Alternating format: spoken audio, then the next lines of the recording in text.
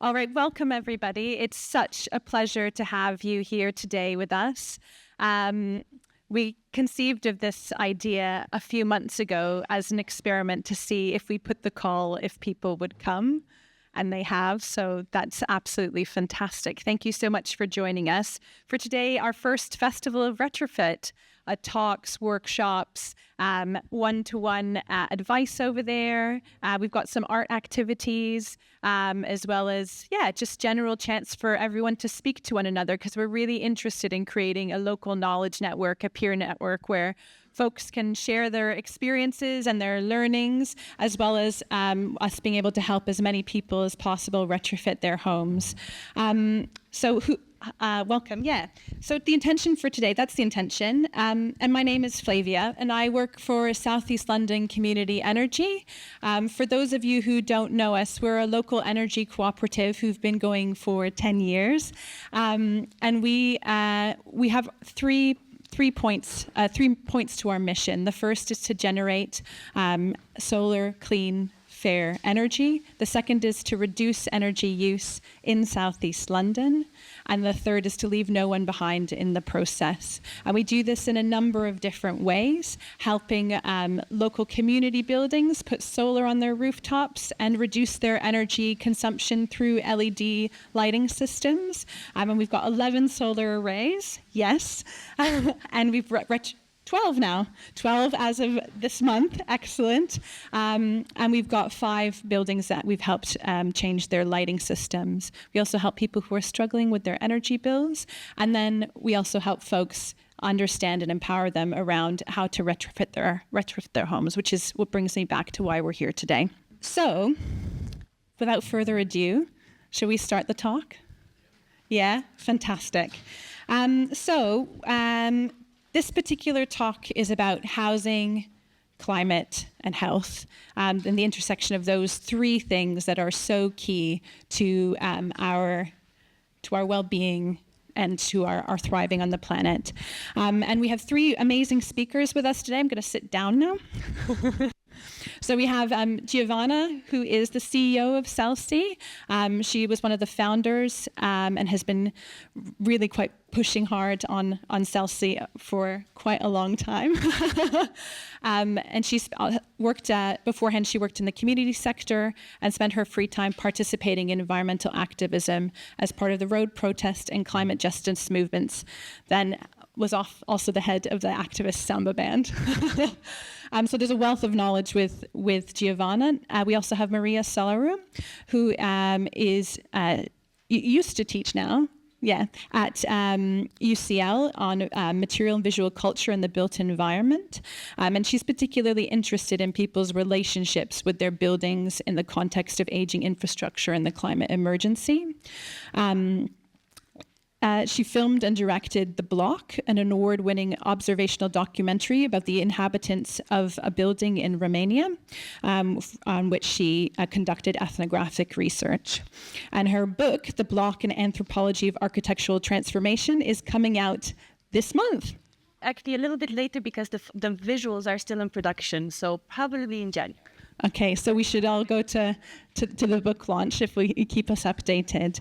And then last we have Tamasin, who is a retrofitted homeowner from Greenwich and a founder of Greener Greenwich Community Network. And she is rallied and energized by the efforts of the Greener Greenwich Community Network and is really active in her local community. The list I have here is really long, so including like community orchards, eco councils, managing Greener and Greener's Cleaner Energy Hub at the Glades. And is just doing lots of fantastic things for the community. So we've brought an array of people together to chat today about these intersecting issues as well as personal experiences around them. So my first question, which I'm going to start by tossing to you, Giovanna, but also anyone else feel free to jump in, is why is retrofit a health issue and a climate issue, and why has Selce taken this agenda on? It's really exciting to be here with friends, old and new. Retrofit is the gift that keeps on giving. It's the one change that we can make that will produce carbon savings year on year. It sits at a nexus between energy justice and climate justice. If we retrofit our homes, we also improve our health. It's almost the key that unlocks the kind of change, the kind of transition we need to see in South East London. So if you look from a climate perspective, we're headed for a 3-degree world. That is not a world in which we can continue the kind of lifestyle we have. It's a world where there is a whole heap of harm. We urgently need to address that challenge. And in South East London, if you look across where we can make those kind of changes, you guys are the low-hanging fruit. Domestic retrofit is where we can make substantive and really quick changes. I have a bit of an affliction, I have to say. I walk around the world and I see bubbles of carbon. I look at a solid brick house that's got an ancient gas boiler, no roof insulation, and I see a bubble of carbon. My world is full. As I walk around, I see these bubbles of carbon that are bubbles of harm and damage to our way of life, to our community. And if you look at what we can do in South East London, there are no barriers, technical barriers, to us being able to become a low-carbon, fairer, just community. The barriers in many ways to retrofit are attitudinal, they're financial, they're to do with the supply chain.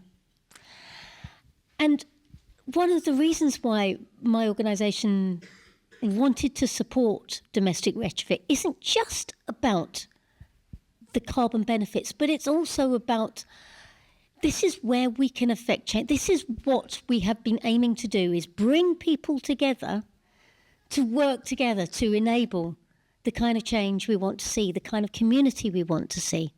A community where everyone has access to energy to meet their needs at a price they can afford, without a significant carbon impact on the rest of, or on our planet. And we think the key is sitting here in this room. The key to addressing the retrofit, to enabling retrofit, is about all of you, bringing you together with experts in retrofit, with those energy nerds, and enabling you to have those discussions. The retrofit revolution is a whole heap of conversations away, and you're key to it.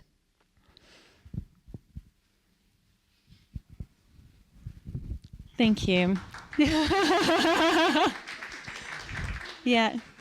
Yeah. I mean, it's quite. I think that there's a home is quite a loaded space, isn't it? It's quite an emotive space, and making changes to your home is actually quite a big risk because it's the largest investment that one is ever going to make in one's life. So taking those steps to make that to feel that you can trust who's around you, who's doing that work, is quite a big undertaking. And I guess part of the reason that we're here as well is to ask, how can we work together to build those connections, to build those networks, to build that trust and that empowerment around retrofit locally, so that you have the knowledge that it takes for you to meet your desires around your home as individuals and as communities. Which kind of brings me to the next question that I have, which is, looking with you, Maria, at the work that you did in Romania, with I'm going to let you explain it because you do a lot better than I, but with that community, and how did the residents of that block work together or not to negotiate their sense of home, but also within the imperative of having healthy homes for themselves, as well as having like suitable technologies to live in, and infrastructural change, I guess, because infrastructure is quite a cold word, but a home is quite a warm, loving emotive place. Thank you, Flavia, for a really thoughtful question. And I think you're right that infrastructure sounds cold. That's why I look at retrofitting as infrastructural care. And just like Giovanna, I thought your image of walking through the city and seeing bubbles is really evocative. As both a resident and as a scholar, I guess, I was looking through my hometown of Piatra Neamț in the northeast of Romania and seeing these bubbles, but also seeing very material and concrete traces of social inequality, of a particular map of migration in a shrinking and aging city. So what I would like to share with you today, it kind of stems from this ethnographic research that I've done. So I have about 10 years of work in my hometown in the northeast of Romania, starting with my PhD and continuing with the work I've been doing at UCL. And a small project with Durham County Council that I'm happy to talk to you about if relevant. But what I find interesting in terms of buildings is that they often are described as static entities that are defined by walls and windows and doors and things that seem to be fixed in place, but they're nothing but. They're very dynamic, they always transform, they have to transform, and people often have to negotiate and care for this constant repair and maintenance that is often needed.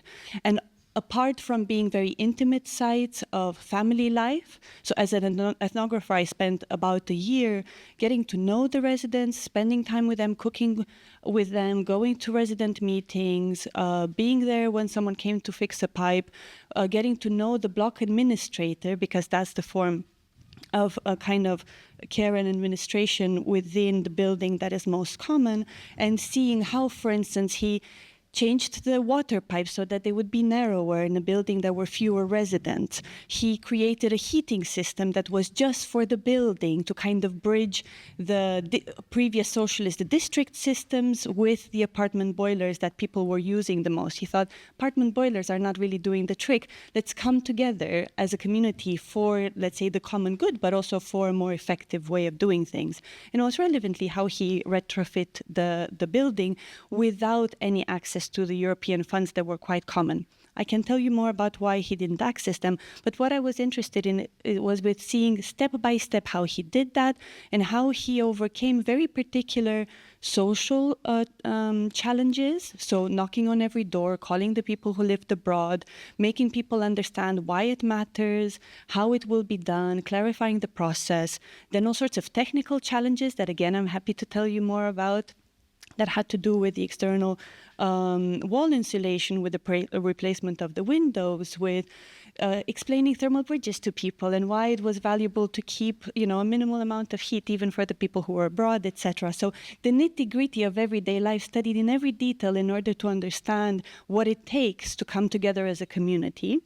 And also, very importantly, the financial challenges that come with doing this, where people, in a context of a very poor country in the European Union, and as mostly retired members of the community who did not have many funds to put aside for something like this, did, because they understood both the stakes and because they wanted their bills to be lower, which Mr. Wood very diligently kind of showed in graphs. If I could share some photos with you now, I would show you all sorts of photos, both of the process, but also the ways in which at the billboard, at the entrance of the building, he would actually calculate and hand draw, like, look, we're consuming this much less and whatnot.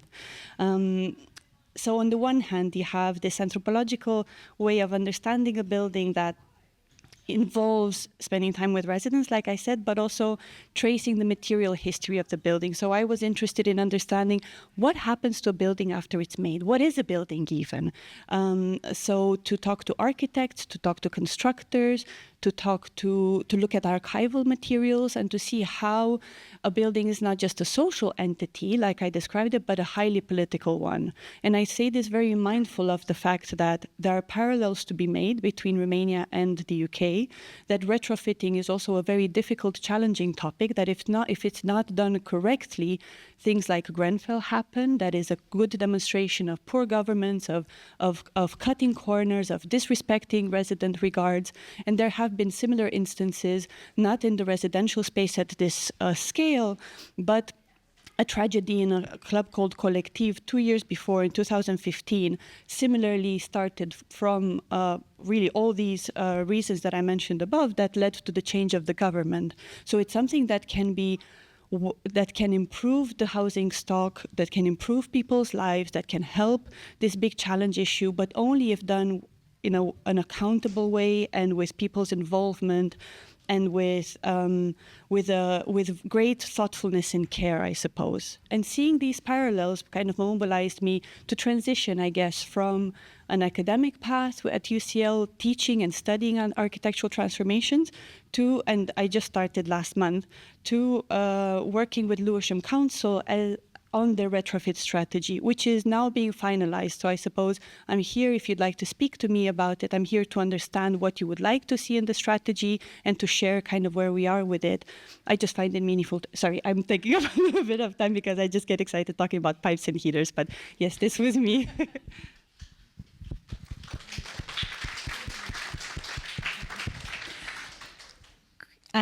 So I think I'm just going to toss this in there because you gave me a good segue. It's very much about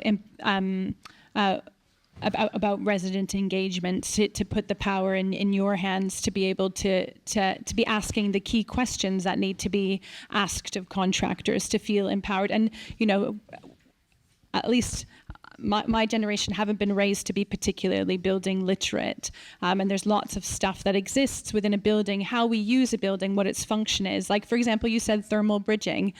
Does everybody here know what thermal bridging is?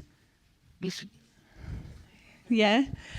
I'm just going to give a quick definition and then we'll move back to the talk. The thermal bridging is like where different materials butt up against each other. They have different conductivity, so you can lose heat at different rates. And so where there's a material that has where it loses heat faster, you have a thermal bridge that happens. So essentially that area becomes colder. I'm sure there's a much more technical, detailed explanation that you can ask any one of our retrofit assessors over there, but that's essentially the principle. Is when you have one material that it doesn't have the same rate of heat loss as others. So there's lots of jargon like that within the retrofit space as well, which is quite. Yeah, it's just something to wrap one's head around. So the reason I was saying it was a good segue is we have feedback forms. And if there's any questions that you have, anything you'd like to hear or like to know, please, please, please give us that feedback so that we can be providing you with the information you want, need, or the context.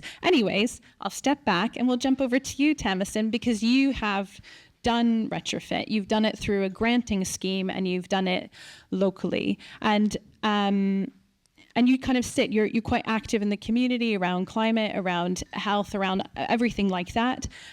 So I guess my question for you is twofold, is to kind of bring what Maria and Giovanna were talking about home in terms of like, what has your experience been like? And please no holds barred, like the ups, the downs, the highs, the lows of that process.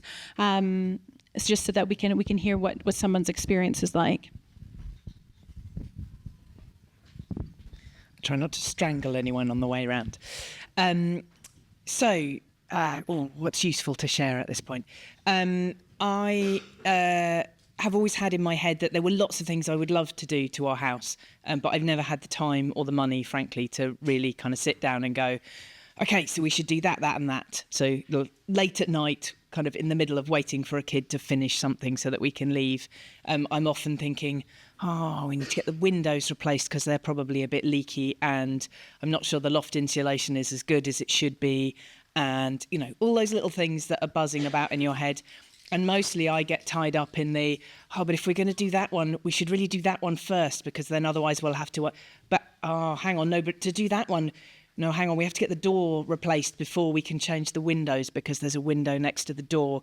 But if we do that, then that impacts that one. And you go round in circles and then you don't start because it's all too traumatic and you've got a million other things to do and there's too much work and you haven't got the money anyway, so you just don't do it. And then I was talking to, I can't now remember who from the Selce team, it might have been Alex, and somebody went, there's this grant, you should just talk to somebody. And I thought, yeah, I will, and I didn't. And probably Alex went, no, just ring them up. So I did. Which is very unusual. Normally I just forget about those things. And we had a really good conversation, and I thought, oh, we might actually be able to get this grant. Maybe we could get something done. We made a time to talk, and we were going to go through all the bits, and then I forgot about everything and didn't find any of the information that I was supposed to track down, and didn't really think it through. And they rang back and very patiently went through every step with me, and we worked out all of the answers. I would absolutely never have filled in the form solo or got it done. There are too many things going on in life, and I wouldn't have got it done. But they took me through everything, and they went, yes, you should be able to get that. This is all the information we need. Great, we'll put it in for you. We're all set. And I kind of went, oh, that was easy. Then I don't have to fill in 14 pages of paperwork and go and find this document and that document. No, we're all done. It's all set. Somebody will be in touch. And I just kind of went, that's amazing. And then completely forgot about it in the way that you do. And then I started getting kind of emails about, this is how this works and this is what happened next. And I just kind of went, this is amazing. Somebody's just going to do this without me having to do anything else. And then there were the normal excitements about not being quite sure when contractors were coming. And obviously they'd had lots of people get in touch because there was this brilliant grant out there, and people had gone, that sounds like a good idea. And so lots of work turns up at once. And in the way of things, contractors only ever have so much capacity. And when we all want something done, we all want it at the same time. But a very lovely gentleman from the Selce team had come round, and we'd spent an hour or two wandering around the house, measuring things and discussing what were the most crucial things about our house that were letting out heat, basically what were causing the biggest problems, which opened my eyes to a lot more tasks that needed doing, but also gave me a sense of which ones were going to have the biggest effects and which ones I should try and do first. It's quite useful to talk to an expert like that, kind of walking around your house, because often the things that you are aware of that might be annoying in the day-to-day aren't necessarily where most of the heat is getting out, and therefore most of your money is going, which is obviously quite crucial. But by the time we'd done all of this, we'd drawn some plans and done lots of maths, and he'd worked out what was the most effective thing to do, which in our case was external wall insulation, because our windows weren't too bad and we had loft insulation in already. When we looked at the figures, what we had was a 1930s house, end of a terrace, and therefore lots of external wall, and that was what was giving us our biggest kind of heat escape. So he put the recommendation in that what we needed was external wall insulation, and that connected us to contractors. There was the normal joy about not being quite sure when they were coming, and the scaffolders turning up at about half an hour's notice, and that meaning I had to run around and move a load of things. But that is my experience of scaffolders absolutely every time they come. So that's always a joy, but scaffolding went up. The guys with a million blocks of polystyrene turned up, and I kind of went, oh my God, plastic everywhere. And then I went, no, this needs to be done. There is benefit in this. And then just stuff went up at speed. It was quite amazing. You'd go out in the morning and the house would look one way, and you'd come back at the end of the day and it had changed colour and there were things sticking on it. And lots of my neighbours came and went, that looks interesting. What are you doing? Tell me all about it. So I've spent quite a lot of time since then explaining external wall insulation to people, which is very nice. And yeah, we got to talk about what colour render we wanted, which was quite exciting because my house has always been a revolting shade of off yellow because the people before us had that colour paint left over and it was foul. So now it isn't. It's a nice shade of grey, which is much smarter. It looks like we've done lots of decorating and we haven't done anything at all, which is great. Yeah, and it all got... yes, that's my house. Yeah, they finished it off. It all looks crisp and beautiful. They put new, I don't know the technical word for the kind of windowsill bits that you can see around there, so that they now overhang where the insulation finishes. and then they took all the rubbish away, which was nice. And for all sorts of reasons, it was then quite hard to tell what the difference was, because, you know, something like that finishes and you kind of go, right, amazing, I want to see this all being different now. And then, of course, you're living in a house and you're doing a million other things you don't really notice. And then the joy of the energy crisis was that I couldn't just look at bills and go, that's what we spent last year, that's what we're spending, because everything's different, which is frustrating from a kind of technical being able to compare one thing with another point of view. But I do feel like we put the heating on a lot less. There are still drafty bits in the house because there are all sorts of other things wrong with it. But as an overall, you know, kind of package of the feel of the house, I definitely feel like it's a more consistent temperature and it's more comfortable. I can't give you, we spent that much that winter and that much the following winter, because they're not usefully comparable years. But yeah, if ever anybody wants to come and have a look, I'm around, and I'm very happy to talk to people. I have to go and watch my son sing a Christmas carol in the middle of the day, so I'm going to disappear for a bit, but I am coming back. So if anybody's about and wants to chat later, just come and give me a wave. I've no idea if I answered the question, Flavia, so... No, I mean, I think it was quite clear. I think what's worth in terms of like the granting system that it's worth saying is that Tamasin, you by comparison with a lot of people had a very smooth experience. So just wanted to flag that up. And if anybody here is interested in applying for grants, that sometimes it's very smooth, sometimes it's not. But generally, you know, results are achieved in one way, shape or form. I think what would be good, just because we're coming to the end of our session, is to open up to questions. If anybody has any questions, concerns, they can be as broad as you want around climate, around health, and around housing. Yeah, very interesting to hear what all of you had to say. But I wanted to direct my comment to Maria in particular. In my previous life as an academic, I did work with Newcastle. I was at Newcastle University, and the council, the local authority, was working on a strategy to make local areas more sustainable.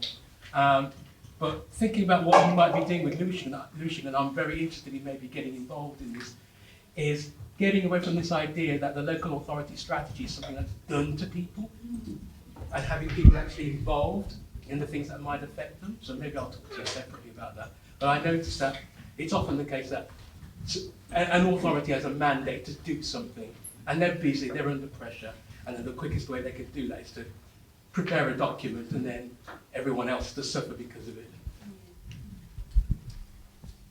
I think there is a follow-up question. I'm happy to take both, but I can also respond immediately, however you'd like.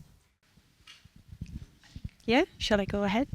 Thank you. So, you know, what you mentioned made me think of Flavia's phrase of resident engagement. Often, indeed, the conversation is framed in terms of communicating transparently towards the residents of a borough. And what I appreciated about the strategy being involved in reviewing it even before I started, and like I said, I started only a month ago, was that the whole point was to involve people at every stage, which is challenging to do, but indeed to kind of have a two-way conversation point to understand what can be done, both because people know their homes the best, end of story. And in my work with Durham County Council, I saw how our team with the university, with the students, this was about electric vehicles. It was a different kind of project, but still with the low carbon economy team. The students essentially saved the council about £10 million by pointing out some errors of some assumptions in where the money needed to be spent, etc. So I think as an anthropologist, this kind of rationale is just second nature to me, but to see it institutionally being framed by very thoughtful people, in this case in the climate resilience team, is just really refreshing. So because I find it meaningful and I want to be involved in my neighborhood, that's where I did this kind of lateral jump. But thank you. It's very reassuring to hear that you've had this experience. Just to also say alongside that about part of the, I'll be banging on about feedback the whole time. Because part of what we'd like to do as Selce is work with neighbourhoods and communities to support in any way that is can. And we as an organisation, we tend to work on a needs basis, and we've made assumptions when we've set up our Future Fit Homes project about what we think those needs are. But please do, like, if it's an iterative process. It's an iterative conversation about how we engage with communities across the breadth of what we do. So please do come back to us, and that can inform how we go forward together. You know, if you live on a street where you have lots of people who are curious about coming together and, say, for example, understanding how you can work together to support like a solar array, for example, or what have you, retrofitting your street together, whatever it is, we would be curious to start a conversation with you and see how we could go forward, because it's, you know, the council is one arm, but also there's folks that sit outside of, you know, what the council has the capacity to work on at the moment. So please do keep that conversation going with us. But I'll be quiet now. Welcome the initiative of the collaboration. But proposed, sorry, missed your name on the left. Me, Yeah. Tamasin. Tamasin. Yeah. Well, I have some empathy with your experience of retrospectively trying to catch up on all those endless tasks. You start one thing, then you into another, and you realise even after you've done one thing, you've missed out another. And I think partly the problem lies within the kind of general reactionary role that the building industry plays within this. And more recently, because I live in a very old house, one of the costs often the homeowners left to put the bill, and my wife and I took on this old house with a family, and we were slowly trying to do it ourselves. And finally, after freezing for many years, we got round to actually getting some essential double glazing done in these ancient French windows, front and back.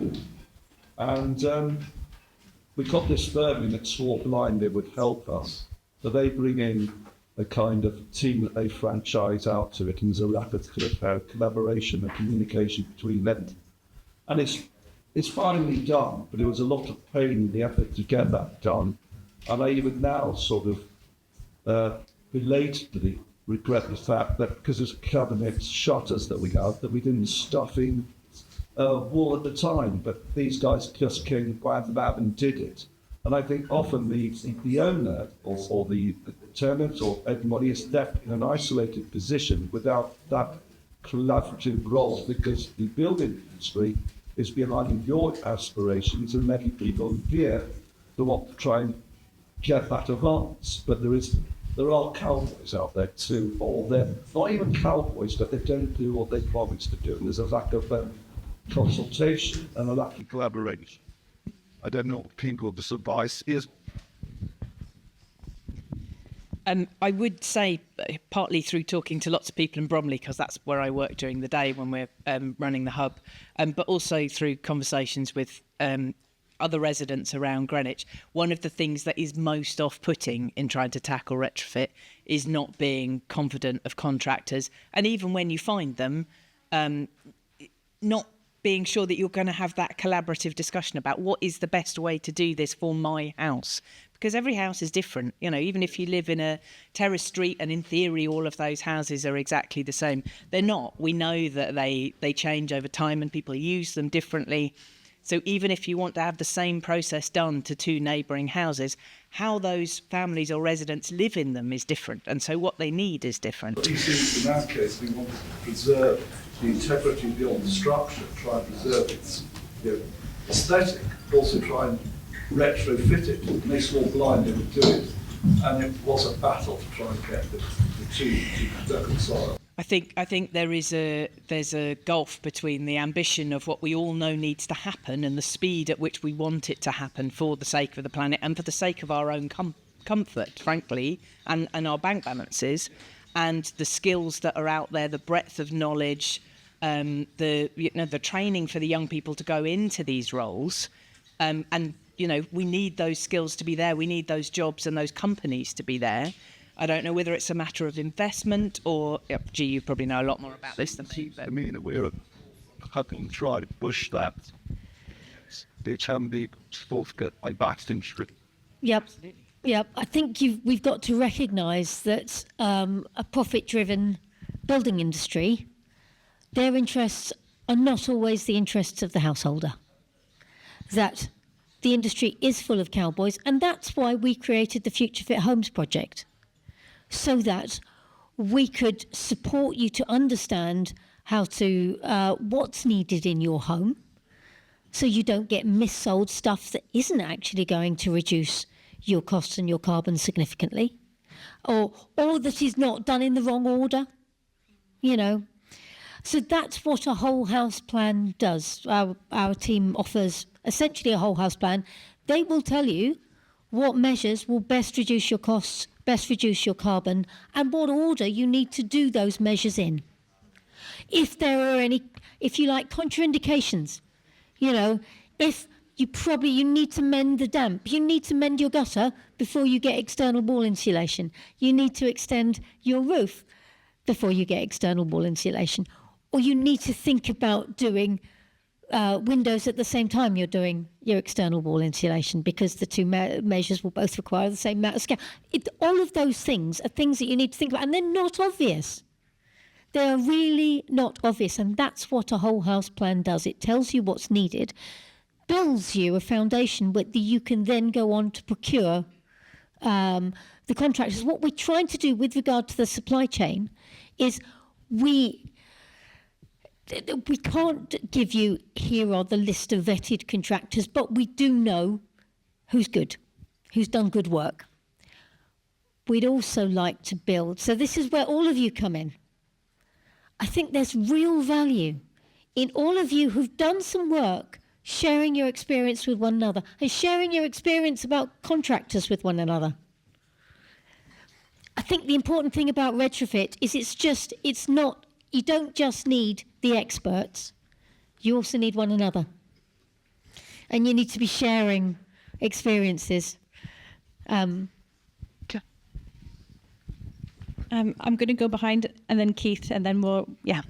I'm a local councillor for Lewisham, and we went to look at a housing estate in Lambeth that was being retrofitted. But I was struck by something that said to me, which was that the way they got people to sign up was to go through the children, because the kids were much more on the ball, understood retrofitting, and they were able to persuade their dad to get rid of the gas stove or the gas and heating. And they got many more people to sign up, and the children spoke to their parents and persuaded them that it was a good idea. So I just think that's quite interesting that the kids are the way forward. In our second panel discussion, we'll have Harry Patikas from Retrofit Action for Tomorrow, and they do work in schools and a lot of education work in schools. So they're taking that approach. So if you're curious to kind of get under the skin of how that's been done, they're one of the key players in terms of working directly with kids to affect that kind of outward change. So yeah. Yeah, it's an interesting message from Tamasin. You were saying that your neighbours were interested, and then the idea of getting more people involved. So as an individual householder, is it worth talking to our neighbours? Because if every house is different, that means every house has to be done. But if we were to do things together, would we get, say, a cheaper outcome, or would it be easier to do? What's your experience in that respect? In short, yes. Do talk to your neighbours, particularly if they've got, you share the same, I'm going to use a technical term here, archetype. You've got the same wall fabric, you've got the same roofing fabric, you've got the same kind of windows, you're going to have the same archetype. And it's likely that a lot of the recommendations that applies to them also applies to you. Is there value in working together to procure? Definitely. And yes, and do use the Selce team to help coordinate that. Last year we worked on a programme called Retrofit Streets on Gordon Brook Road. Is anyone from... Can't see any of the Gordon Brook Road retrofit pioneers here. But essentially we did some bulk procurement for external wall insulation and got savings along the lines of 10, 15%. Certainly you get significant savings if you're bulk procuring solar. And, you know, it's about, and I think what we need to make that happen is, you know, our team working with the residents to understand what contractor best meets your needs, you know. But yes, there definitely are savings. And I think that is what best encourages people to retrofit their home is seeing their neighbour, is seeing you retrofit your home. There's no better incentive. There's no, and if you think in terms of tonnage of carbon, like I do all the time, if you retrofit your home, the beneficial ripples of that on your neighbours are likely to be huge. You want to do something that best saves the planet, retrofit your home, get your neighbours on board. Yeah. Okay, this is the last question, and then we're going to break to do the workshops. I missed the very beginning, so sorry if you tell me before you said it.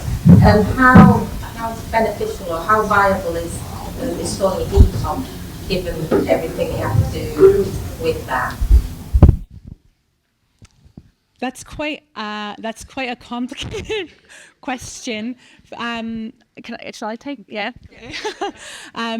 So with the heat pump, there's the boiler upgrade scheme that exists with heat pumps. If one of the workshops coming up is about what grants and supports are available. It'll be about a 15-minute conversation, 20-minute conversation going through it. So the boiler upgrade scheme is available, and that's about up to £7,500 towards the cost, and you just need to be getting rid of a fossil fuel-based system. However, it totally depends on how much work also needs to be done within your house in order to make your system compatible with that particular heat pump, as well as the cost of the heat pump that you're installing. So that £7,500, you know, it's a contribution, but it isn't like it's not a very large contribution to how much it would cost. It might be half to a third of the price. So in terms of like viability, there is a financial barrier to installing heat pumps. However, they are 3 times more efficient than your boiler in terms of how much energy they use in order to heat your house. But I would recommend speaking to, there are people that have green tags around who may have heat pumps. I know, Ron, you have a heat pump, don't you? So Ron over there with a yellow t-shirt, I'm volunteering him. If you want to talk to him about his heat pump experience, he's a good person to speak to. Or Zana, who's behind the advice desk, and Nabil as well. They're a wealth of knowledge around it. So do pick their brains specifically. So I mean, like heat pumps, they're an incredible technology, but it 100% depends on your circumstance whether it's an achievable option. Things like insulation is probably an easier gain. But with that, I could rant about insulation, the joys of insulation, how important insulation is. Loft insulation is a really easy win, but I'm going to stop because we have 3 workshops that we're going to start, and we'll be scattered throughout the room, and we'll start in about 10 minutes. So the first one we have is with Giovanna, and she'll be going through to look out for when you're seeking to procure solar. She has a wealth of experience of contractors, good and bad. So please do take advantage of knowledge. We'll have Chica. Chica, do you mind giving a wave? Great. She's going to be talking about whole house plans and the fabric first approach. So look forward to hearing more about insulation in that session. And then I'll be talking about what grants and supports are currently available to homeowners. And those should be about half an hour long. But I'd like to thank you. Thank you, Maria. Thank you, Giovanna. Thank you, Tamasin, for your time. And thank you for your ears.